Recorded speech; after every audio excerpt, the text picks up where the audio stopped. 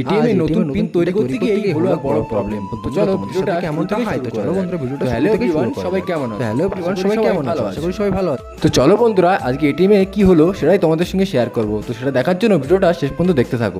আর তোমরা যদি আমাদের চ্যানেলে নতুন হয়ে থাকো তো প্লিজ আমাদের চ্যানেলটাকে একটু সাবস্ক্রাইব করে নিও। তো আজ কিন্তু দেখতে পাচ্ছ আমি পিছনে বসে আছি, রোজ কিন্তু ড্রাইভিং সিটে আমিই থাকি। তাই আজকে শালাবাবুকে নিয়ে চললাম এটিএমের পিন তৈরি করার জন্য। তাই শালাবাবুকে আজ বললাম যে তুমি চালাও, আমি পিছনে বসবো। আর দেখো, তাই আজ পিছনে বসে তোমাদেরকে কত সুন্দর একটা ভিউ দিতে পারছি। আর এখানে দেখো ছোটো বাচ্চাগুলো কত সুন্দর ফুটবল খেলছে।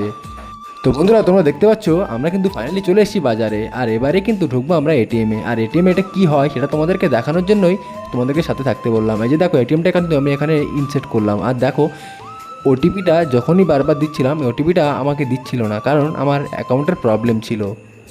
প্রবলেমটা এটাই যে এক নামে দুটো অ্যাকাউন্ট হওয়াতে আমার মোবাইলে কোনো পিন আসছিল না, যেহেতু এটা ডবল অ্যাকাউন্ট হয়ে গেছিলো। তো তার জন্যই কিন্তু ব্যাংকে ফোন করার পর আমাদেরকে বললো ওটাকে নিয়ে ব্যাংকে যেতে। তো আমরা ফাইনালি চলে গেলাম আবার এখান থেকে ঘুরিয়ে ব্যাংকে যাওয়ার জন্য। তো চলো বন্ধুরা, ভিডিওটা ভালো লাগলে লাইক করে দিও।